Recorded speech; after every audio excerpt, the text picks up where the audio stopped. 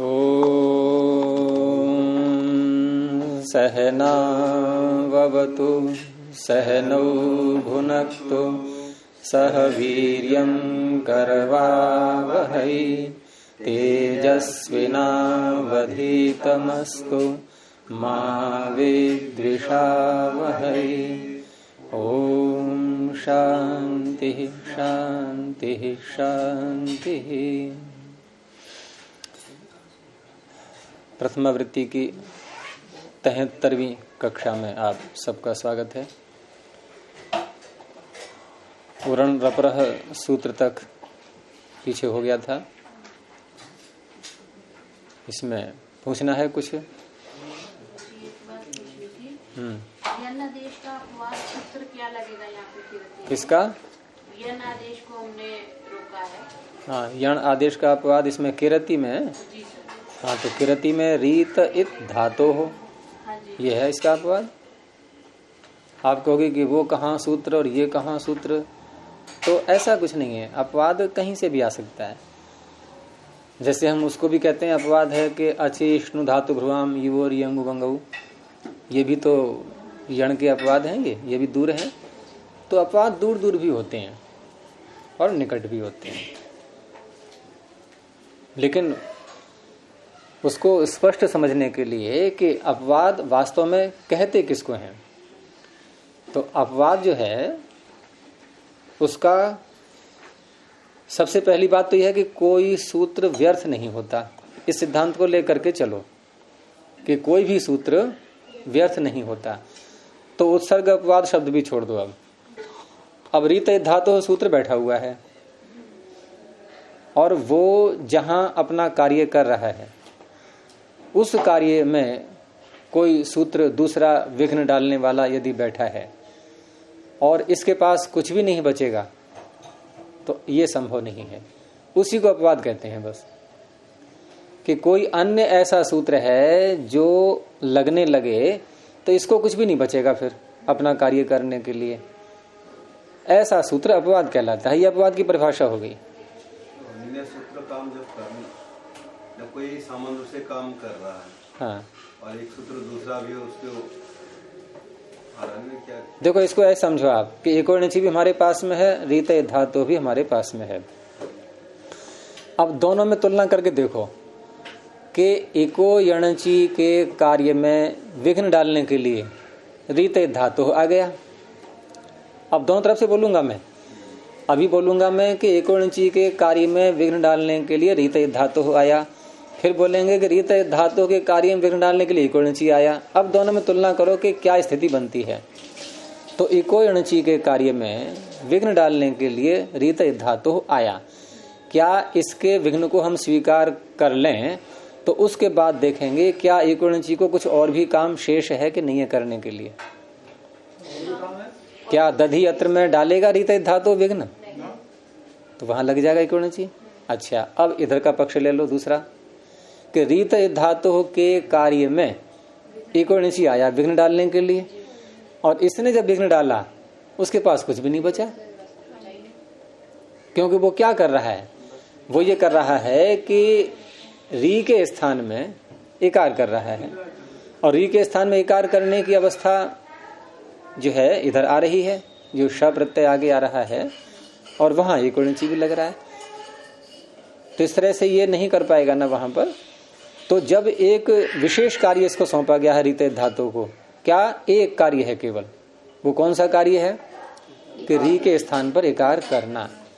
और एको णची के पास तो बहुत से कार्य हैं और बहुत से स्थल भी हैं। वो हम री को हटा भी दें तो उसके पास बचेंगे ई उ और लरी, तीन तो उसके पास बचे। और री को भी ले लें तो री में वो स्थल बच जाएंगे उसके जहां रीत धातु नहीं लग पा रहा है। जैसे पितृ अर्थम यहां लगाया था नहीं, पितृ अर्थम ये बच रहा है इसके लिए, यानी घर सूर्यकार सारे बच रहे हैं उसके लिए। तो इस तरह से उसका क्षेत्र अधिक व्यापक है, इसका क्षेत्र कम है। सामान्य और विशेष इस ढंग से गाय जोड़ना चाहते हैं। अब यहाँ एक कोई शंका कर सकता है इसमें कि रीत धातु के कार्य में विघ्न डालने के लिए एक और नीचे आया, ठीक है आने दो, तो क्या इसको कुछ भी नहीं बचेगा? बचेगा। वो कोई आक्षेप कर सकता है? क्योंकि रीत धातु हो कोई शर्त नहीं लगा रहा है कि आगे क्या होना चाहिए, परे क्या होना चाहिए। तो कीर्णम गीर्णम बनते हैं शब्द। कोई वस्तु है बिखरी हुई, क्या कहते हैं? विकीर्ण। तो कीर्ण क्री धातु यही है जिसका रूप किरति बना हुआ है, और निष्ठा प्रत्यय किया। अब निष्ठा प्रत्यय क्री और त, तो यहां तो नहीं लग रहा है कोई चाहिए, यहां रीत धातु री को इकार कर देगा, तो किर त। अब किरता में बाद में फिर रेफ की उपधा को दीर्घ करेंगे, हलीच, और वो उपधाया दीर्घ हलीच, तो कीर त, और रेप से आगे निष्ठा के तकार को नकार होता ही, हृदाभ्याम निष्ठा तो न पूर्व से चौदह किरण बन गया। तो यहां तो एक चीज छुआ भी नहीं था, तो मिल तो रहा है कार्य करने को इसको, तो किरती में बाधा डाल देगा। तो वहां फिर वही पक्ष मानेंगे कि जिसका क्षेत्र अधिक होता है, जो उसका अपवाद कम क्षेत्र वाला बन जाता है। अब रीत धातु हो जहां जहां भी दीर्घ आएगी वहां एक और नीचे को नहीं लगने देगा, वो चाहे अचपरे वाली स्थिति आए या अचपरे न हो ऐसी स्थिति आए। अब ये सर्वत्र के लिए हो गया सूत्र ये कि दीर्घ रीकार में यही काम करेगा, तो उसको केवल ह्रस्व रीकार ही मिलेगा एक और नीचे को, उसे कोई बाधा नहीं। जिसका क्षेत्र अधिक होगा वो सामान्य होगा, वो सामान्य बन जाएगा। जिसका क्षेत्र कम होगा वो विशेष हो गया। भाई देखो, जिसके पास अधिक है उसको तो उदार बनना ही पड़ता है। आपके पास है 10 रोटी हैं और 1 रोटी कोई मांग रहा है, तो आपको अगर क्या मेरा बिगड़ता है, 9 तो मेरे पास रखी है अभी। ये तो विवेक वाली बात होगी। तो विवेक है तो सूत्र ऐसे भी हो गया। हाँ, तो ये सूत्र विवेकी हैं सभी। बहुत कुछ है लेकिन उसके क्या ये इतना भी ना दे, मक्खी से भी कुछ ना निकाला। हाँ, तो ये सूत्र ऐसे नहीं है, ये बहुत विवेकी हैं। ये योग दर्शन पढ़े हुए हैं सारे सूत्र ये, और विवेक हो गया है इनको। ये अच्छी फैमिली के हैं, ये संस्कारित फैमिली के सूत्र हैं सब ये, क्योंकि इनकी उपज कहाँ से हुई है? पाणिनि से। तो पाणिनि विवेकी थे तो उनकी उपज भी विवेकी ही होगी, है ना। संस्कार अच्छे हैं इन सूत्रों के, पाणिनि से मिले हैं इनको।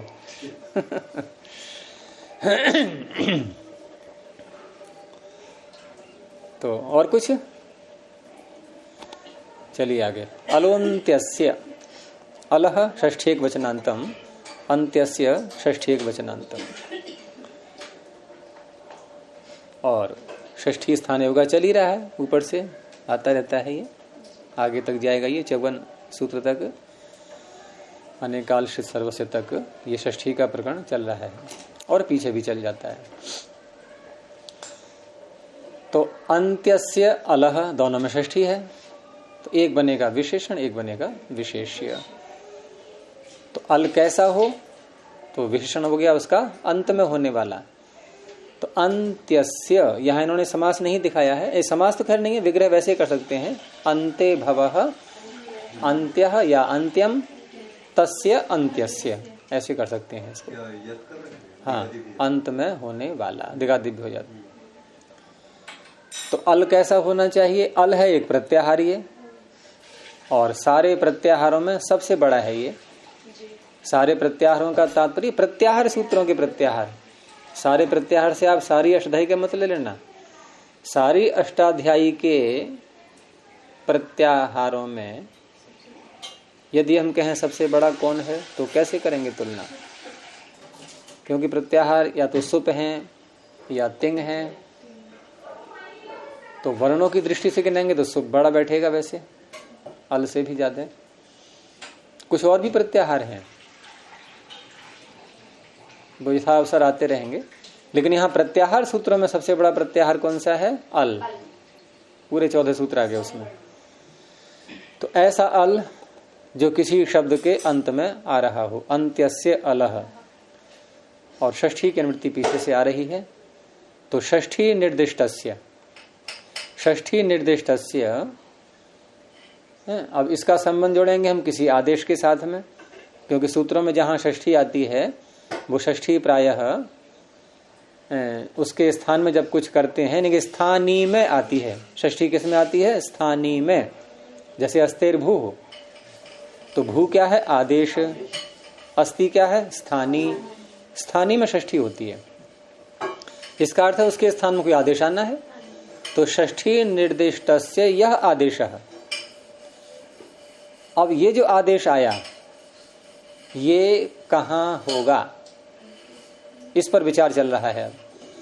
क्योंकि इस सूत्र को यदि न बनाया जाए तो अन्य जितने भी सूत्र हैं, पहली बात तो वो भी असंगत हो जाएंगे फिर, क्योंकि इसी के अपवाद हैं सारे सूत्र। अब ये इस प्रकरण का सबसे मुख्य सूत्र है। कौन से प्रकरण का? षष्ठी के प्रकरण का कह लो या इस परिभाषा के प्रकरण का। परिभाषा तो आगे भी सारी हैं मिला करके, तो इन सारे पूरे प्रकरण का ये केंद्र बिंदु है सूत्र। और अन्य जितने भी सूत्र हैं सब इसके अपवाद हैं। कहां से प्रारंभ करेंगे हम? आद्यंतो टकतो, ये इसका अपवाद। मिर्चोन्त्यात्परः, ये इसका अपवाद है। उरण रपरः तो अपवाद उस रूप में नहीं कह सकते हैं, वो तो एक प्रकार से सहयोगी बन रहा है उसका, केवल एक रेफ जोड़ता है आगे बस, और कुछ नहीं। ठीक है। और आगे जो आ रहे हैं इसके और भी, जैसे ङिच्च, ये भी अपवाद। ये अपवाद ङिच्च इसका नहीं है, ये है अनेकाल शित सर्वस्य का अपवाद। लेकिन अनेकाल शित सर्वस्य इसका अपवाद है, तो ये अपवाद का अपवाद हो गया आधे परस्य। वो क्या नाम? ङिच्च। ऐसे ही आधे परस्य ये भी अपवाद है। तो ये सब अपवाद सूत्र हैं, ये मुख्य सूत्र है ये, और मुख्य सूत्र है। और षष्ठी का प्रकरण चल रहा है, षष्ठी यहाँ जोड़नी ही है। तो ये सारी षष्ठियों को ले लिया इसने कि जहां जहां भी सूत्रों में षष्ठी आएंगी तो उनके स्थान में जो भी आदेश आएगा वो आदेश कहाँ होगा? इसने कहा अंत्यस्य अलह, अंतिम अल के स्थान में होगा वो। तो उनकी एक निश्चित स्थिति बता दी गई सभी आदेशों की। अब बाकी सब अपवाद बनेंगे, तो क्या बचेगा इसको बाद में वो देख लेंगे, क्योंकि सारे अपवाद सामने ला करके और फिर भी यदि कुछ नहीं बचता है इसको तो फिर सूत्र की जो है जान पे बन जाएगी फिर तो। और ऐसा हो नहीं सकता।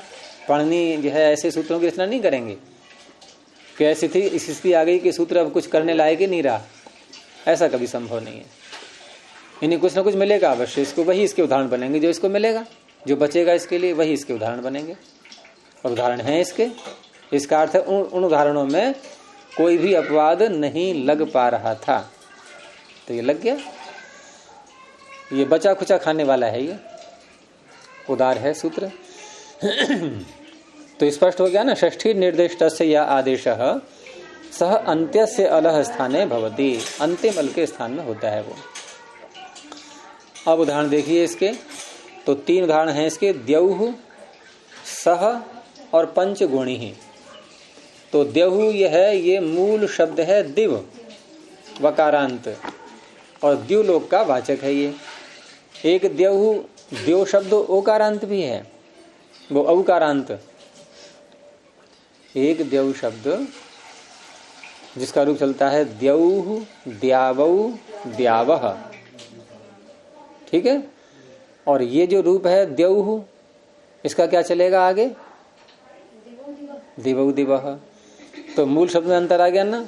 वहां मूल शब्द है द्यौः, यहाँ मूल शब्द क्या है? दिव। अर्थ दोनों का एक है। और इसी दिव शब्द का हम जब पृथ्वी आदि शब्दों के साथ समास करते हैं, पृथ्वी के साथ में, तो मंत्रों में, वेदों में इसी दिव के स्थान पर द्यावा आदेश हो जाता है। तो द्यावा पृथ्वी सूत्र है इसका, दिवो द्यावा। तो ये मूल शब्द है दिव, और ये प्रथमा का एक वचन द्यौः। कैसे बनेगा देखते हैं। ऐसे ही सह शब्द, ये तो आपके लिए परिचित है। तद शब्द का प्रथमा व्यक्ति का पुल्लिंग का एक वचन, सह तौते वाला सह। पंचगुण ही ये समास है एक, और अर्थ इसका होगा कि 5 गोणियों से खरीदा गया। क्योंकि पहले वस्तुएं जो खरीदते थे तो द्रव्यों के विनिमय से खरीद लेते थे, कि मैंने कोई द्रव्य दिया और जो दूसरे को आवश्यकता है वो उसने ले लिया। और उसके पास जो वस्तु है उसे मुझे आवश्यकता है, तो वस्तु के बदले वस्तु। तो गोणी क्या है, उसको बोरी को बोल देते हैं। तो 5 बोरी मान लो मेरे पास दाल रखी है, अब दूसरे के पास दाल नहीं है, उसके पास गेहूं है, तो ठीक है भाई तू 5 बोरी गेहूं ले जा, मुझे 5 बोरी दाल दे दे, या मेरे से दाल ले जा गेहूं दे दे। तो अदला बदली हो गई। अब जो हमने अनाज खरीदा उसकी कीमत क्या दी हमने, 5 गोणी। वो किसकी गोणी है छोड़ो, उसमें क्या भरा हुआ है, तो 5 गोणियों से खरीदा हुआ उसे कहेंगे पंचगोणी ही। तो 3 उदाहरण है इसके। तो पहले है द्यहु शब्द। तो द्यहु शब्द में दिव मूल शब्द है, और इसको भी लिखना पड़ेगा क्या, ये तो बहुत सरल है। वकारांत हल हलंत शब्द है ये दिव, और इसके आगे प्रातिपदिक संज्ञा करके सुप्रत्यय आ गया। अब दिव और सु। अब दिव सु इतना बनाने के बाद यहां वैसे तो ये हलंत है दिव, और हलंत शब्दों के आगे हम जब सुप्रत्यय लाते हैं तो क्या परिणाम निकलता है उसका,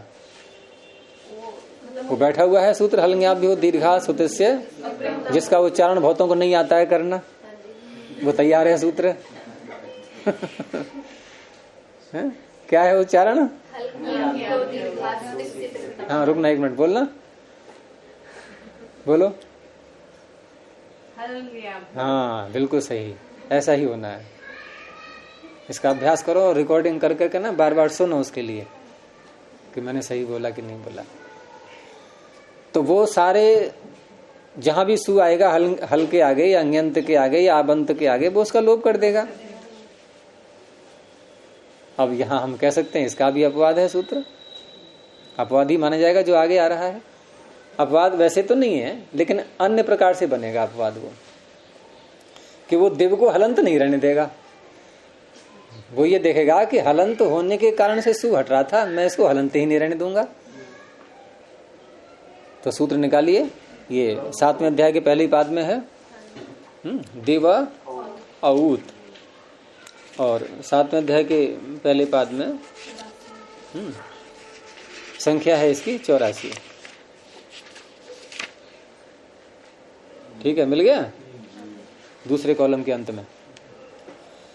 अब यहां पर अगर हम अनुवृत्ति न लाएं तो सूत्र का अर्थ क्या बनेगा, देखो अंगस्य का अधिकार चल ही रहा है, ये ध्यान रखना होता है हमेशा। 7वां अध्याय का हम जब भी कोई सूत्र लाएंगे अंगस्य का अधिकार है, और साथ में 6ठे अध्याय का 4था पाद भी आ गया उसी में। तो ये सदा ध्यान रखो सूत्र का अर्थ करते समय। तो दिव की अंग संज्ञा तो है ही, क्योंकि इससे प्रत्यय किया गया है। प्रत्यय करते ही अंग की उपाधि मिल जाती है ना। जैसे बच्चा उत्पन्न होते ही माता पिता शब्द की उपाधि मिल जाती है, ऐसा ही ये अंग है। अगर प्रत्यय की उत्पत्ति हो गई है इससे, तो इसका नाम अंग हो गया है। तो अंगस्य के अधिकार में दिवह षष्ठी है और औत में प्रथमा है। तो क्या अर्थ बनेगा कि दिवह अंगस्य औकारादेशो भवति। तो फिर हम जितने भी रूप चलाएंगे सब में द्यौ द्यौ द्यौ सब में बोलना पड़ेगा।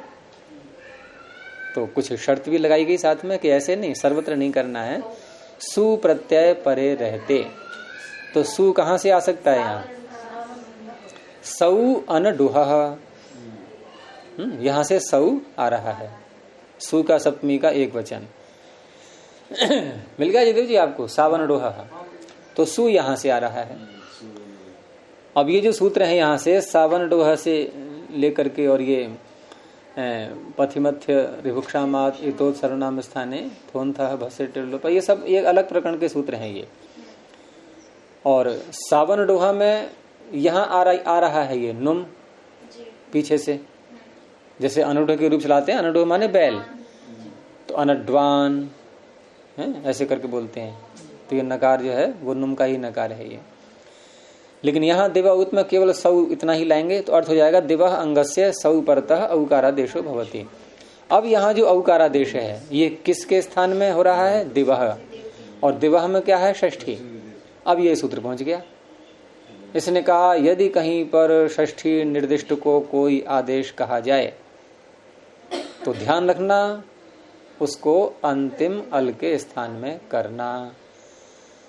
अब इस सूत्र को भी हम आदेह परस्य को क्या नाम अलवंत्यस्य को, इस सूत्र को अलवंत्यस्य को भी यदि ये सूत्र न बनता तो कल्पना करो क्या होता। हम स्थानीय अंतरतमः की सहायता लेते, फिर वो इन सबका मुखिया है देखा जाए तो इस प्रकरण में स्थानीय अंतरतमः। वैसे उस दृष्टि से नहीं है, लेकिन एक वैसे ले सकते हैं कि जब भी हम किसी के स्थान में कुछ लाते हैं तो कुछ समानता देखते हैं उसकी, और समानता के आधार पर निर्णय कर लेते हैं। अब यहाँ दिव्य के स्थान में जब औ किया और प्रश्न ये उठा कि हम किसके स्थान में करें इसको, वकार के स्थान में करें, इकार के स्थान में करें, दकार के स्थान में करें, पूरे के स्थान में करें, तो संगति कैसे लगाएंगे। तो इस तरह से यहाँ ये निर्णय कर दिया इसने कि कोई चिंता करने की बात नहीं है, अंतिम अल के स्थान में करना है। अब इसके अन्य अपवादों में क्या हम अनेकाल शित सर्व से लगा सकते हैं? यहाँ नहीं लगा सकते, क्योंकि औ एक अल वाला है, अनेकाल नहीं है। क्या हम आद्यंतु टकितु लगा सकते हैं? इसमें टित और कित है ही नहीं कुछ भी, अनुबंध टकार ककार। मिर्चोन्त्यात पर लगा सकते हैं, मकार भी नहीं है इसमें। तो इस तरह से शित भी नहीं है, शकार भी नहीं है इसमें। तो ये सारे अपवादों में देख लिया हमने, सारे अपवादों से बच गया इतना हिस्सा ये, और इसको मिल गया अपना कार्य करने का अवसर मिल गया। इसने वकार को औ कर दिया, तो क्या बन गया? दी और औ, वकार के स्थान पर औ। अब बताओ हलंग्याभ्यो क्या करेगा बेचारा? अब हलंग्याभ्यो जो है ये इसको हटा सकता है क्या? अब क्यों? क्योंकि हलंत रहा ही नहीं है, ये तो अजंत बन गया। अब यहाँ क्या होगा? ई और औ। देखो यही बड़ी विचित्र बात है कि दो स्वर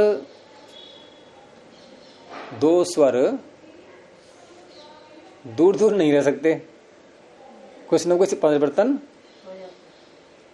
है। हम भी जब किसी मनुष्य के पास बैठते हैं, कोई संपर्क में आते हैं किसी के, तो या तो हम उसे कुछ सिखाएंगे या उससे कुछ सीखेंगे, कुछ मैत्री होगी या द्वेष हो, कुछ ना कुछ तो होता ही है।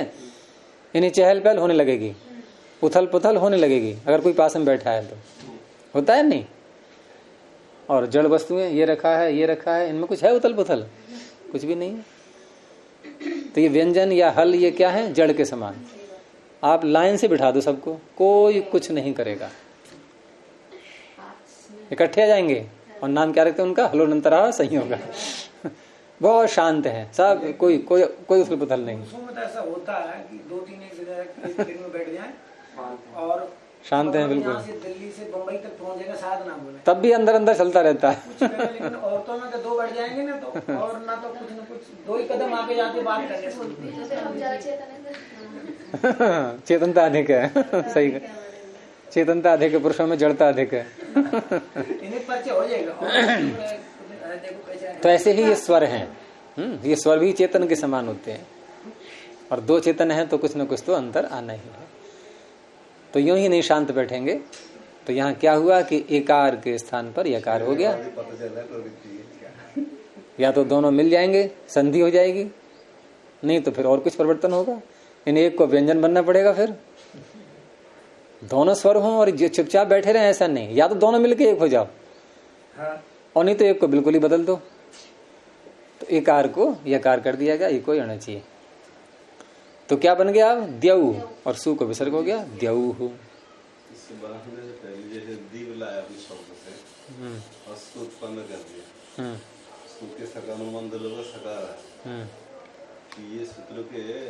मतलब ये क्यों लगाए? इससे पहले क्यों ना लगा दें उसको? तो आप वहीं पहुंच गए जो मैंने पहले कहा था कि इसको दिया आप पहले लगा देंगे, तो दिव्य औत को कहाँ लगाएंगे? क्योंकि उसको सु परे होगा तो औ कर पाएगा ये, और सु को आप लेके भाग गए, वो बेचारा टपता ही रह गए। वो देखता ही रह गया कि मुझे औ करना था, और ये तो सु को उड़ा दिया इन्होंने, अब मैं कहाँ से औ करूं? तो सूत्र बेकार हो गया कि नहीं? प्रत्यलोपे प्रत्यलक्षणम से लगा करके कर लो।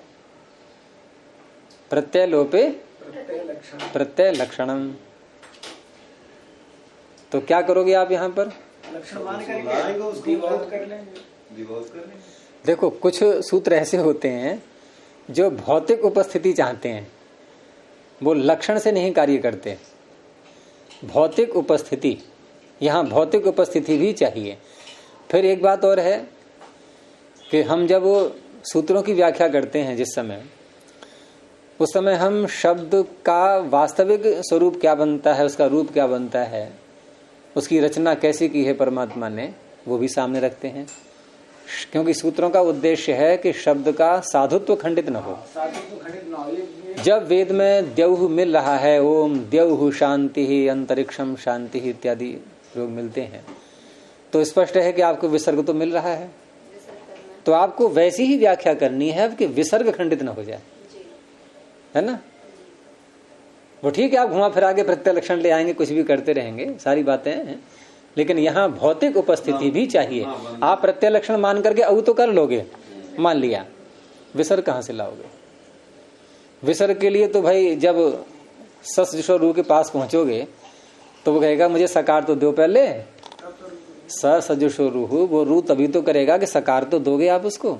आपको कभी सकार तो नहीं है तो प्रत्यय लक्षण मान के कर ले, ऐसे नहीं करेगा वो कि प्रत्यय लक्षण मान करके रू कर ले। वो कहेगा नहीं। जैसे किसी को भूख लगी है और उससे कहें भाई भोजन तो नहीं है, तो मन में कल्पना कर ले ऐसे ही, और पेट भर जाएगा तेरा। वो कहेगा नहीं, ऐसे नहीं भरेगा पेट, मुझे तो चाहिए भोजन, दिखाई देना चाहिए सामने थाली में।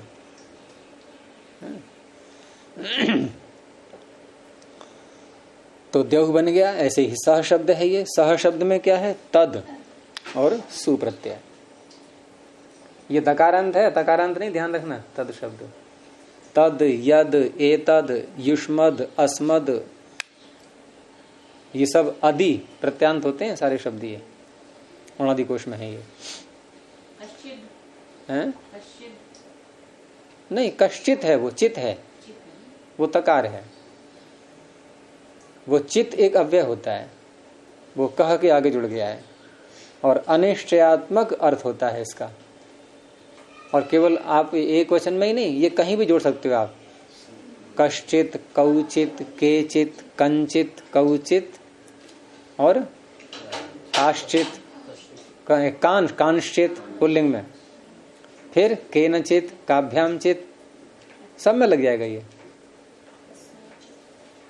सब में लगता है, लेकिन अनिश्चय हो जाएगा, यानी कोई। और केवल कहा कहेंगे तो कौन, यानी उत्तर भी चाहिए हमें। और कश्चित में उत्तर की बात नहीं है, कोई बस कश्चित आगतवान, आज कोई आया था, पता ही नहीं कौन आया था, आया था। कह सुख के लिए भी तो पड़ा हुआ है, वेद में कह शब्द सुख के पर्यायवाची में भी आता है। अच्छा, नहीं तो सूक्त का पर्यायवाची नहीं कहेंगे उसको।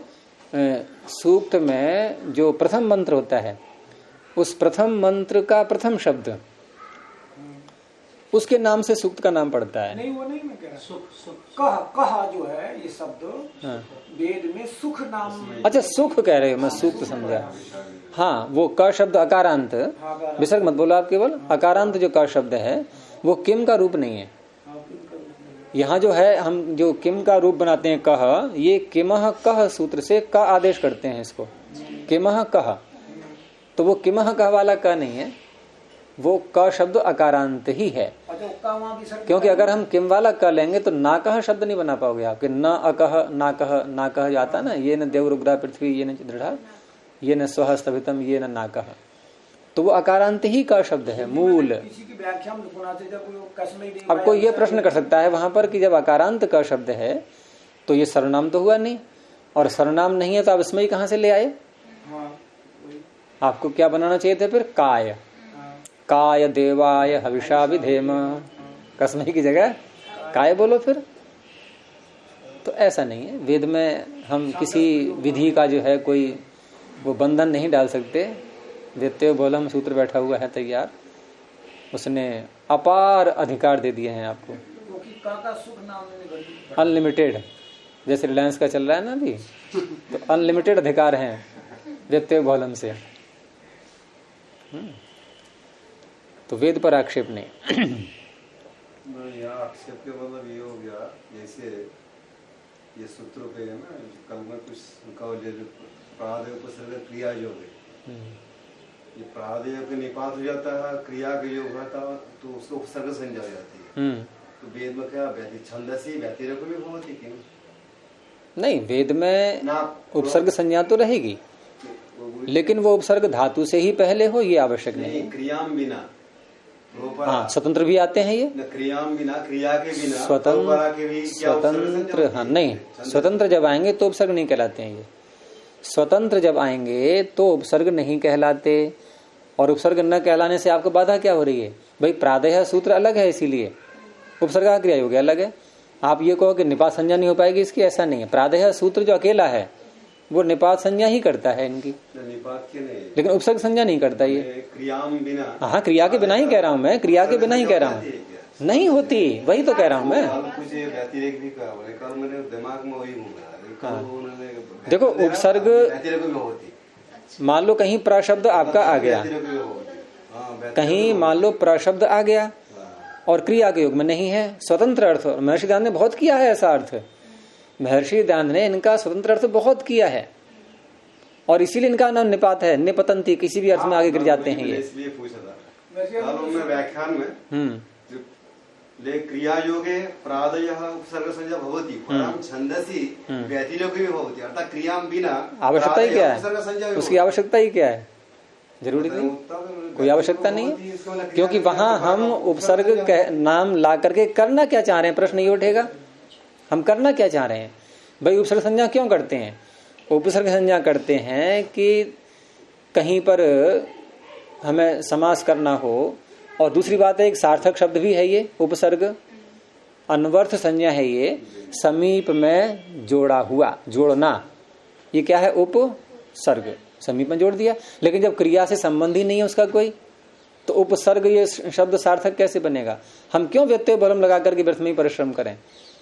उपसर्ग शब्द हम बोल भी दें व्यत्यय बहुलम से कि संज्ञा हो गई इसी क्रिया के योग में न होने पर भी, तो उपसर्ग का अर्थ क्या निकलेगा वहां पे?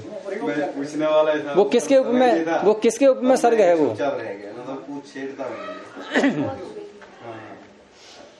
तो तद शब्द से सुप्रत्यय ला करके, और यहां पर भी, यहां दिवाउत नहीं लगाना है, यहां सुविभक्ति है ये, और विभक्ति का प्रकरण निकालो तुरंत ही। कहां से प्रारंभ होता है? अष्टन आ विभक्तौ, 7वें अध्याय में, तीसरे कॉलम में। और अष्टन आ विभक्तौ से विभक्तौ का जो प्रकरण चलता है ये दूसरे पाद में है ये, और ये जाता है आपका हलि लोपह तक, 113 संख्या तक। तो इसी प्रकरण में तद शब्द के हमें धकार के स्थान पर आकार करना है, वही प्रसिद्ध सूत्र है त्यदादि नाम अह। तो यहां भी वही बात है कि तद हलंत शब्द है ये, हलन्याभ्यो लगा देंगे तो क्या बने, क्या होगा फिर हैं? तो इसलिए त्यदादि नाम है जो विशेष सूत्र बनाए गए हैं इन कार्यों के लिए, तो इसने हलंत ही नहीं रहने दिया उसको।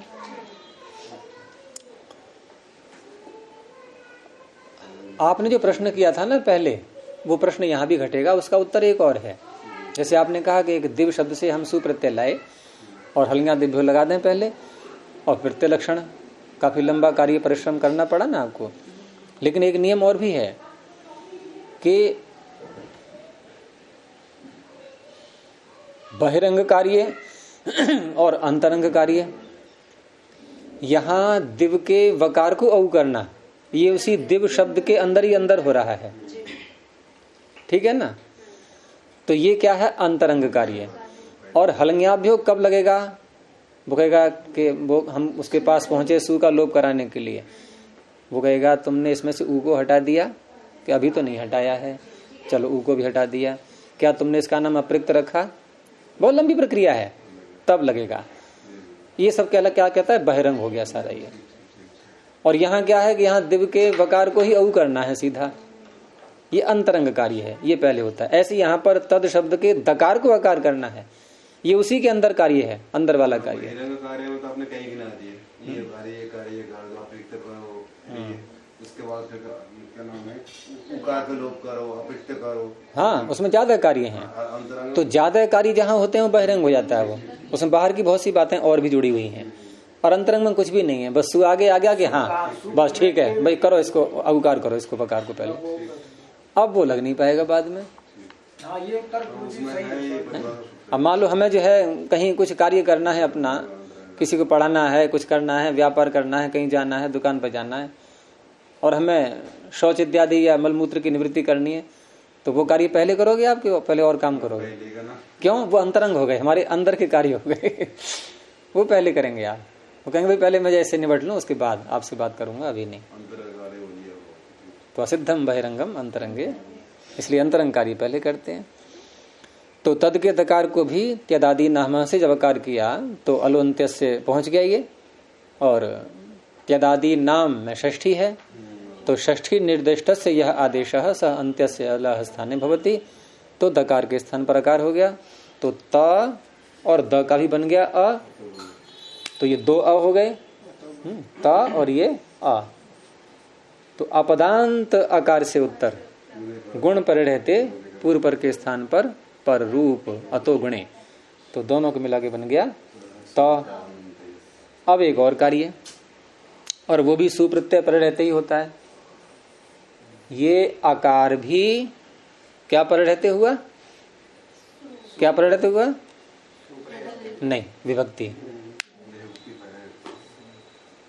अगर सु कहोगे तो सीमित हो जाएगा, फिर विभक्ति कहोगे तो बहुत प्रत्यय मिलेंगे इसको, यानी बहुत जगह करेगा आकार ये। उसके मतलब सु पर रहते वो एक में ही बांधना पड़ेगा। हाँ, और अगला जो कार्य है वो केवल सु पर रहते होता है, तकार को सकार। आप चलाओ रूप के तद के, तो सह सऊ से बोलते हैं कि सह तउते, एक ही जगह तो बोला सा, इसका अर्थ है वो लिमिटेड है, सीमा है उसकी, सऊ। तो वह है तदो सऊ अनंत्यो, तदोह सह सऊ अनंत्यो, तदोह सह साव अनंत्यो, वही है उसी प्रकरण में, मिल गया। तो तदोह तकार और दकार के स्थान में, ये दकार कहां से ढूंढेंगे? तकार तो ये तद शब्द का मिल गया हमें, दकार कहां से ढूंढेंगे? दकार को भी सकार करता है, ये कहां ढूंढे दकार? हाँ, अदस का दकार, उसको भी सकार करता है ये।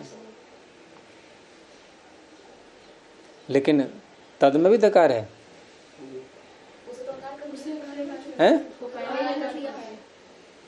देखिए पहले लगा देंगे इसको हम दादी नाम से, क्योंकि ये एक प्रत्यय मांग रहा है, वो बहुत सारे मांग रहा है। वो कहेगा तू रुक जा, अभी पहले एक प्रत्यय वाला काम कर लेने दे मुझे, कह सकता है नहीं ये? भाई ये कह रहा है सुप्रत्यय पर रहते, वो कह रहा है विभक्ति पर रहते, तो वो कहेगा विभक्ति तेरे पास बहुत रखी है, सु का काम तो मुझे कर लेने दे पहले। और ये पहुंच गया तदोसा सावनंते हो, और दकार को सकार कर दे।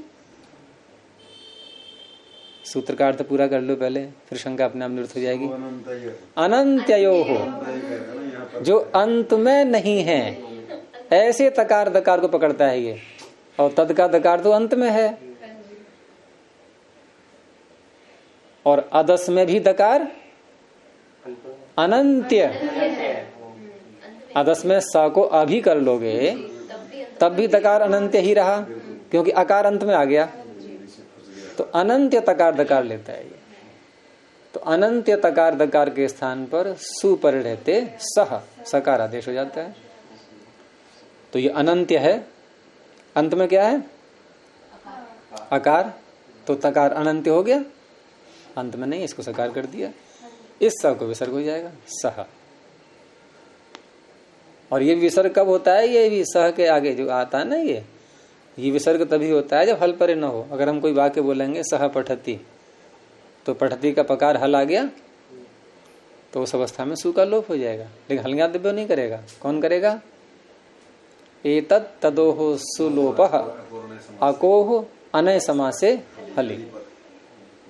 तो अनुवाद कराते समय लोग जो हैं ये ध्यान नहीं देते इन बातों का, और प्रारंभ में जब बच्चों को सिखाएंगे तो सीधा सह पठती अनुवाद करा देंगे।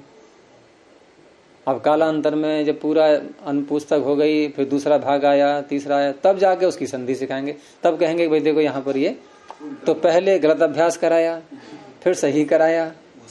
तो प्रारंभ से ही सिखा दें तो संस्कार कितने अच्छे बनेंगे। तो मैं जब भी अनुवाद कराता हूँ प्रारंभ से ही सारे नियम एक साथ सब, ये नहीं कि पहले गलत कराते रहो फिर उसको सही कराते रहो बाद में, वो ठीक नहीं है। तो एतद और तद शब्द के आगे सुप्रत्यय नहीं रहता, हल परे होता है तो। और मंत्र प्रमाण है इसमें, स दाधार, स नो बंधुर, कहीं भी देख लो, अनेकों स्थानों पर आपको स के आगे विसर्ग नहीं मिलेंगे और कोई अपवाद नहीं है इसका। हाँ, एक अपवाद होता है वैसे, लेकिन वेद में ही है वो, वहां संधि में हो जाता है वो फिर कहीं बताएंगे आगे। तो सह इस तरह से बन जाएगा, ये अलुंत्यस्य का कार्य हो गया इसमें। अब है आगे उदाहरण पंचगोणी ही। तो जैसे शब्द का अर्थ क्या किया था, 5 गोणियों से खरीदा हुआ, इसी की बना लो संस्कृत। तो क्या बनेगा पंच का तृतीया के बहुवचन में पंचभी, वो चाहे स्त्रीलिंग का हो चाहे नपुंसकलिंग का हो या पुल्लिंग में हो, पंचभी ही बनेगा, यही रूप बनना है। क्योंकि संख्याओं में लिंगों का प्रभाव 1 2 3 4 यहां तक आता है, और 5 से लेकर के 19 तक कोई प्रभाव नहीं। फिर 20 से लेकर के 99 तक केवल स्त्रीलिंग, केवल स्त्रीलिंग। भले ही हमें पुल्लिंग बोलना है, विशेषण पुल्लिंग का बन रहा हो, फिर भी वो स्त्रीलिंग में ही रहेगा। और 100 से लेके आगे केवल नपुंसकलिंग, तो उनका तो लिंग निश्चित हो गया। और 5 से लेकर के 19 तक, 19 भी कब, जब हम नवदश कहेंगे तो, और अगर एकोनविंशति कह दिया तो स्त्रीलिंग बन गया, विंशति आ गया ना उसमें। 19 को हम 2 तरह से बोल सकते हैं, नवदश और एकोनविंशति। हाँ, ये 20 से लेकर के सूत्र है उसका लिंगानुशासन का, विंशत्याः स्त्रियाम ऐसे कुछ है, विंशत्यादयः स्त्रियाम ऐसी कुछ है सूत्र। इन विंशति आदि यहां से प्रारंभ हो जाता है। ये कहाँ का है? अच्छा, तो श्लोक बना लिया होगा, लिंगानुशासन का जो नियम है ना उसका श्लोक बना लिया होगा। लिंगानुशासन में सूत्र है, पाणिनि का ही है लिंगानुशासन। तो इस तरह से 5 से लेकर के 19 तक जो है इनका कोई भी लिंग नहीं होता है, और कोई भी लिंग का मतलब है कि किसी लिंग का प्रभाव नहीं पड़ता है। तो पंच भी, गोणी स्त्रीलिंग का है, गोणी भी क्रीतः, 5 गोणियों से खरीदा गया, ठीक है। उसमें कर्ण में तृतीया है ये। तो पंचन भिस और गोणी भिस, ये हो गया अलौकिक विग्रह। उसके बाद अब समास प्रारंभ हो जाएगा। तो मैंने ये कहा था, पीछे भी एक बार ऐसा विषय आया था कि जब हम कोई विग्रह करते हैं और बाद में हमें 4थे 5वें अध्याय से कोई तद्धित प्रत्यय लाना हो किसी अर्थ में, तो क्या कहते हैं उसको, तद्धितार्थ। और तद्धितार्थ में समास करने वाला सूत्र एक ही है, पीछे लगा चुके हैं हम उसको। तद्धितार्थ उत्तर पद समाहारे च, 3 स्थलों में करता है ये समास। या तो तद्धितार्थ की अवस्था आने वाली हो, लाए नहीं है अभी, लेकिन उसका प्रयोग कर लिया है हमने। वो प्रयोग क्या किया था यहाँ पर, क्रीतः। ये क्रीत तद्धित का अर्थ है, और उस अर्थ में हमने शब्द का विग्रह किया है, पंचन भिस गोणी भिस बाद में। अथवा उत्तर पद कोई परे होता है तो ये समास करता है, वो अलग विषय आएगा बाद में। या फिर समाहार, जैसे अष्टाध्यायी, यही सूत्र कर रहा है समास इसमें। कौन सा सूत्र? अष्टानाम अध्यायानाम समाहारः। तो अष्टन आम अध्याय आम इसने कर दिया समास। किस अर्थ में? तदितार्थ में, समाहार में। इकट्ठा करना, समाहार कहते हैं इकट्ठा करना। 8 अध्याय इकट्ठे कर दिया हमने, मिला के बोलना है हमें। तो मिला के बोलना है तो ठीक है, इसने कहा समास कर लो फिर। तो अष्ट और अध्याय, आम तो हट गया, अष्टाध्याय ये बन गया। अब ऐसा तत्पुरुष, विषय तो हट गया थोड़ा, लेकिन चलो रुचिकर है, तुम लोगों की ज्ञान बढ़ेगा। ऐसा तत्पुरुष कि जिसका प्रथम शब्द संख्या हो, जिसका प्रथम शब्द संख्यावाचक हो, उसका एक अलग नाम रखा पाणिनि ने। फिर उसका नाम रखा है द्विगु, संख्या पूर्वो द्विगु। तो अष्टाध्याय शब्द का नाम क्या हो गया? देखो तत्पुरुष नाम तो है, उसका विरोध नहीं है, एक और जुड़ गया नाम, यानी कि द्विगु तत्पुरुष है अभी ये।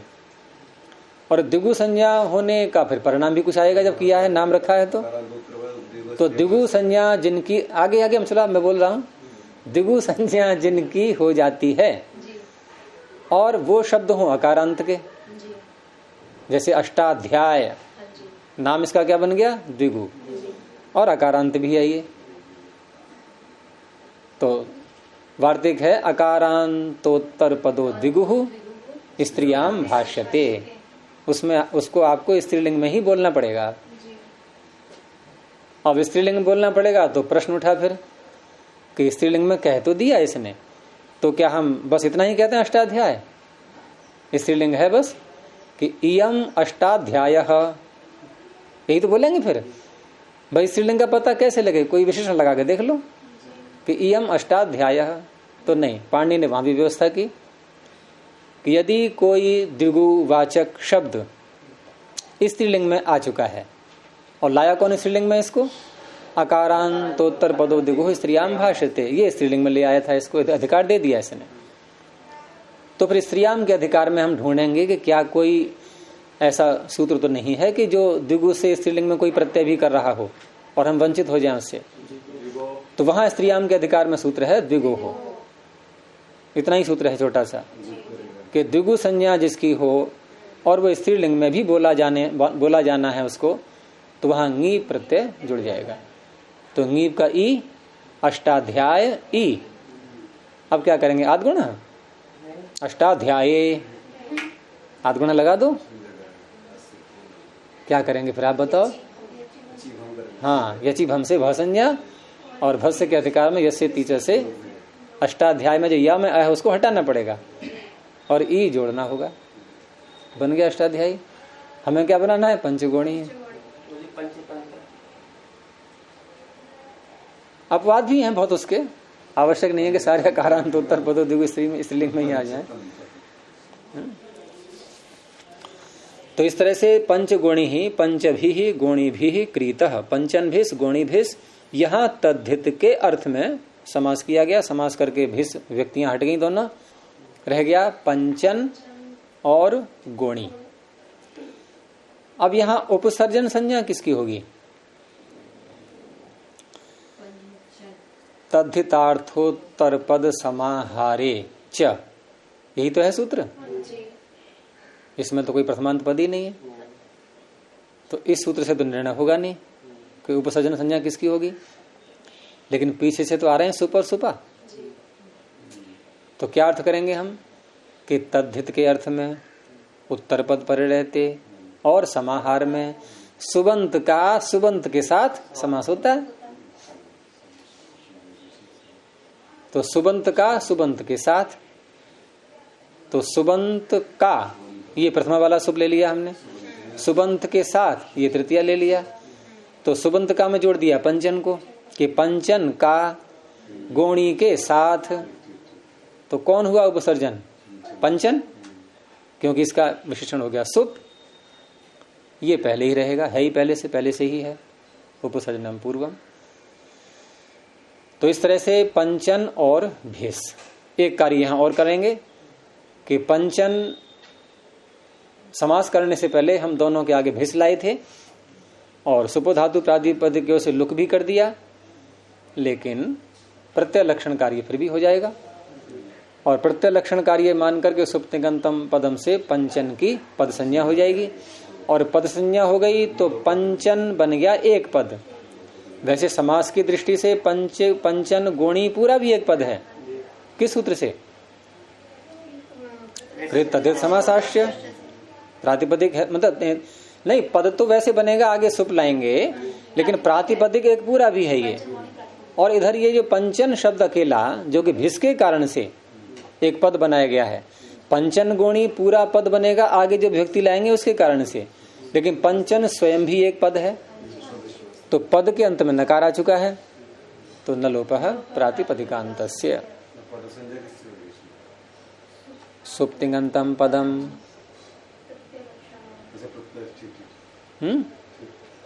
और प्रातिपदिक तो स्वयं में है ही है पंचन, और सब धातु प्रत्यय है प्रातिपदिकम, तो नकार का लोप हो जाएगा पंचगुणी।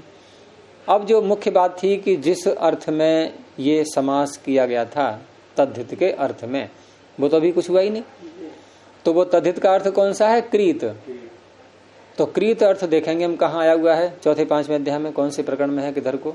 तो तेन क्रीतम पांचवें अध्याय में है, नहीं है? तो तेन क्रीतम ये क्या कहता है? तेन, तेन का क्या अर्थ होगा? ये पीछे बता चुका हूं मैं कई बार। तृतीया समर्थात प्रातिपदिकात, तस्य है तो षष्ठी समर्थात प्रातिपदिकात, तस्मै है तो, हाँ, इस तरह से अर्थ करते हैं ये। तो तृतीया समर्थात प्रातिपदिकात, और ये तृतीया ही थी यहाँ पर। क्या यहाँ नहीं? पंचन भिस गौणी भिस नहीं, अब पूरे शब्द में लाओ। पंचगुणी एक शब्द बना, अब पंचगुणियों के द्वारा खरीदा गया, ठीक है? तो तृतीयांत तृतीया समर्थ प्रातिपदिक से, तृतीया समर्थ प्रातिपदिक से, और क्रीत अर्थ में कौन सा प्रत्यय होता है? तो तेन कीर्तन में किसका अधिकार चल रहा है? दो प्रत्ययों का अधिकार चल रहा है। वो कौन से दो प्रत्यय हैं? प्राग वतेष्ठ हैं, एक तो ये आ रहा है, और आरहाद गोपच संख्या परिमाणाठक, ठक भी आ रहा है, लेकिन दोनों में से एक ही आना है। कौन सा आएगा यहाँ पर? तो हम अगले सूत्र से निर्णय करते हैं, ये आरहाद गोपच से, क्योंकि प्रागवतेश ठय ने कोई निर्णय नहीं दिया, वो तो लगातार ठय को चलाता रहेगा। अगले सूत्र ने सीमा बांधी अपने, किसकी? ठक की, कि ठक किन किन से होगा? तो ठक होगा गोपुच्छ, संख्या और परिमाण, इनको छोड़कर अन्य शब्दों से ठक होगा। अब ये जो गौणी शब्द है ये कैसा है? परिमाणवाची, ये परिमाणवाची है। और ये जो ठक है ये किन से होता है? गोपुच्छ, संख्या, परिमाण से अतिरिक्त शब्दों से। तो फिर पंचगुणी से ठक होगा कि ठय होगा? ठय होगा। हो गया निर्णय? तो इस तरह से आरहाद गोपुच्छ संख्या परिमाणा ठक, इसी नहीं ठय क्यों, अगोपुच्छ संख्या परिमाणा ठक परिमाणवाची ही मानेंगे। वैसे इसको गौणी शब्द को इन्होंने ठक लिखा हुआ है इसमें,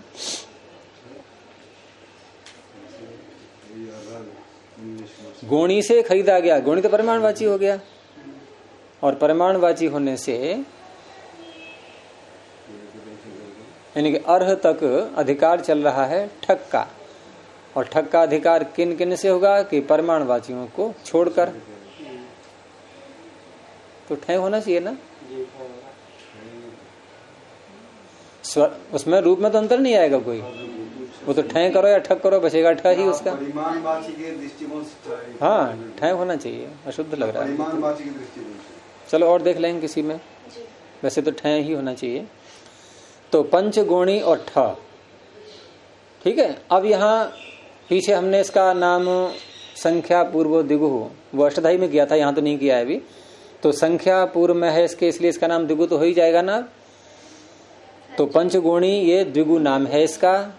आगे जो प्रत्यय आया है, अब ये नियम होता है कि यदि किसी द्विगु संज्ञक शब्द से कोई प्रत्यय आया है, कोई का मतलब सारे नहीं, उसमें कुछ नियम है अपना, तो उन शब्दों में जो प्रत्यय आता है उसका लुक हो जाता है। इसका सूत्र निकालो आप, ये 5वें अध्याय में ही है, ये पहले ही पाद में है जहाँ ये ठक और ठय का प्रकरण चल रहा है। तो अध्यर्थ पूर्व दिगो हो लुक असंज्ञायाम, या तो अध्यर्थ पूर्व में हो। अध्यर्थ किसे कहते हैं? डेढ़,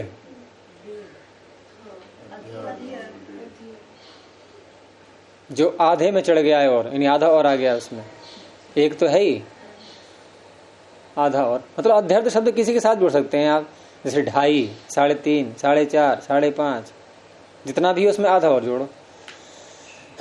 तो अध्यर्थ के बाद में संख्या बोलनी पड़ती है। अध्यर्थ के बाद में किसके आगे आधा? तो अध्यर्थ 5, अध्यर्थ 6, अध्यर्थ 7, तभी तो कहेंगे कि 7.5।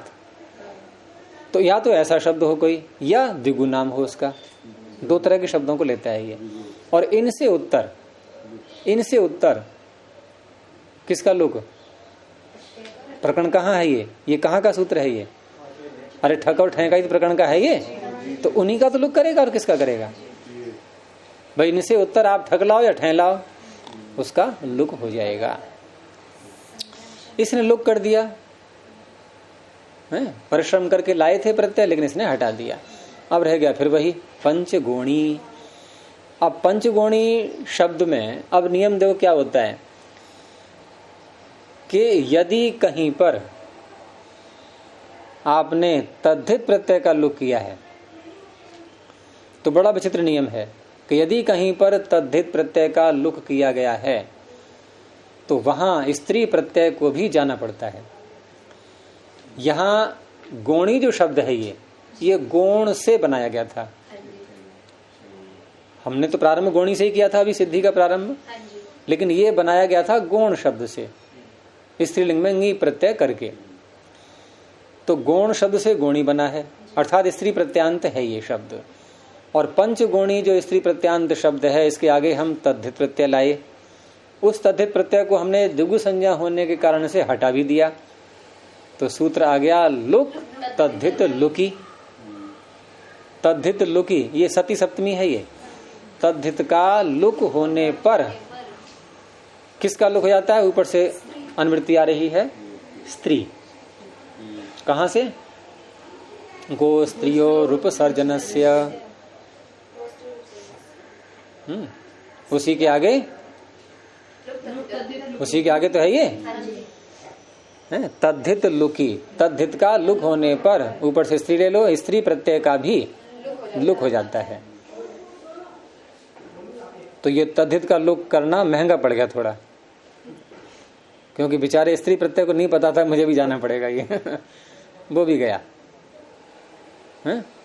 अब वो भी चला गया तो क्या रह गया शब्द ये फिर? लेकिन अभी करो मत, प्राप्ति दिखाओ केवल। तो लुक तद्धित लुकी क्या कह रहा है कि तद्धित का लुक होने पर स्त्री प्रत्यय का भी लुक हो जाता है। लेकिन एक सूत्र रक्षा करने के लिए आ गया। उसने कहा भाई तुम्हारी पहुंच सब जगह नहीं होगी, एक शब्द में तुम्हारी पहुंच नहीं होगी, और वो शब्द है गोणी। तो ठीक आगे सूत्र है इसके इद गोण्यः। अब ये इसका बन गया अपवाद। इसने कुछ बात तो उसकी भी रखी, कुछ अपनी जोड़ी। इसने कहा ऐसा करते हैं कि स्त्री प्रत्यय को तुम हटाना चाह रहे हो तो हटाएंगे तो नहीं, और ये ज्यों का त्यों भी नहीं रहने देंगे, रखेंगे इसको, लेकिन थोड़ा बदल करके। जैसे कोई बहुत शैतान बच्चा हो और स्कूल से जो है मास्टर कहें भी हटाओ इसको यहाँ से, ये हमारे स्कूल में रहने लायक नहीं है, तो माता पिता रिक्वेस्ट करेंगे, वो कहेंगे मास्टर साहब ऐसा है कि जितनी भी शैतानी ये करता है हम इसको सिखाएंगे, प्रयास करेंगे, ये शैतानी नहीं करेगा और आप रख लीजिए इसको। तो यहाँ भी ई प्रत्यय रहेगा तो, लेकिन अपने स्वरूप से थोड़ा बदल करके रहेगा। हाँ, दीर्घ ईज है, ये ह्रस्व विकार बन करके रहेगा। तो ईद गोण्य, इसने कहा तद्धित का लुक होने पर गोणी शब्द के दीर्घ ईकार को, दीर्घ ईकार वो ये नहीं कह रहा है, वो कह रहा है गोणी के स्थान में, षष्ठी है यहाँ पर। अब देखो हमें इसकी पड़ेगी आवश्यकता अलोन्त्यस्य की। अब ईद गौण्या ने कहा गोणी के स्थान में तद्धित का लुक होने पर एकार होता है। अब ये एकार कहाँ आएगा, ये पहुंच गया अलुंत्य से, इसका काम बन गया। यदि षष्ठी निर्दिष्ट को आदेश कहा है और गौण्या में षष्ठी है ही, तो वो अंतिमल के स्थान में होगा। तो अंतिमल ऋणा में जो ई है उसके स्थान पर ह्रस्वीकार हो गया बस।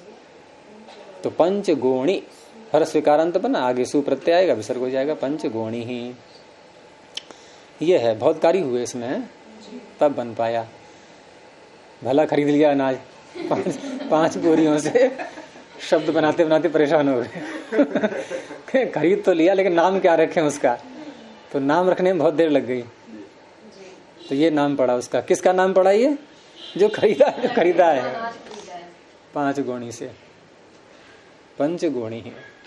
इसके मतलब ये है, ये गेहूं के स्थान में हमने उड़द ले लिया। कुछ भी ले लो आप, ये बोलना पड़ेगा आपको पंचगोणी। उसका नाम हो गया उड़द ही है ना, 5 बोरी उड़द का नाम है पंचगोणी। 4 से लोगे चतुर्गोणी, करना तो पड़ेगा ही आपको।